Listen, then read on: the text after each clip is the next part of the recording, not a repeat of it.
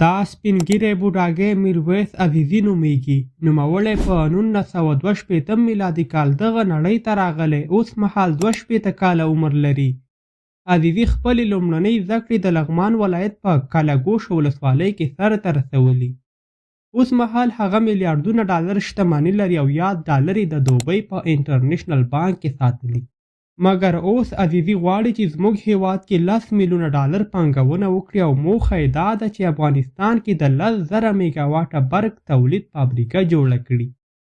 مګر یاد شاوس غواړي چې برق د سولر سیستم څخه جوړ کړي په داسې حال کې چې زموږ د هیواد پریمانه اوبه پاکستان، ایران او نورو ګاونډیو هیوادونو ته په وړیا ډول بهیږي. ګنجې به د 10 میلیارده ډالرو په ارزښت 10,000 میګا واټه برق ترلاسه کړي. مګر د یاده پروژه یوازې 3 کاله دوام کولی شي ځکه موجوده وسایل ټول د چین هیواد دي. باید هر 3 کاله وروسته بیا ترمیم کړل شي. دا پریکړه به افغانانو ته ډیره ګران بیه تمام شي. که چیرې میرویس عزیزي غواړي چې په رښتیا سره په ځان بسیا افغانستان ولرو نو باید له دې نوي فرمول څخه استفاده وکړي. ګرانو ملګرو، دا سړی اسحاق سادات نومیږي.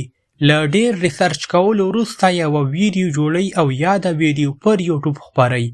نوموړي پر خپله دا ویدیو کې ویلي که چیرې افغانان یو کوچنی شان ډیم د کونړ پر سیند جوړ کړي نو همدا کوچنی ډیم کولی شي د هیواد 34 ولایتونو ته پر کافي اندازه برېښنا ورکړي.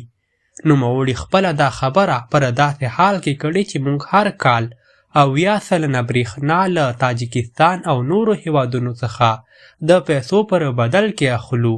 نو که چیرې موږ او تاسو د عزیزي فکر ته وګورو هغه ډیر کوچنی فکر لري ځکه موږ پر خپل هیواد کې د سولر سیستم د تولید هیڅ فابریکه نه لرو. نو ګرانو ملګرو، که چیرې میرویس عزیزي غواړي سولر استفاده کړي هغه باید له چین هیواد سره اړوند قرارداد وکړي.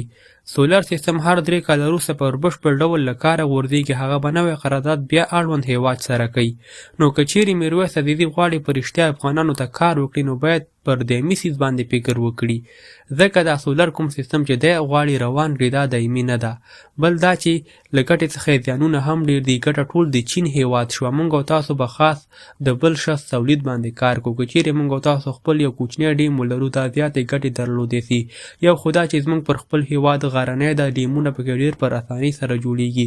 خاص یو مشخصې طرحې ته اړتیا ده او هغه طرحه همده سره موجود ده ځکه دا غواړي چې د سولر سیستم د لارې زموږ هیواد پر مخ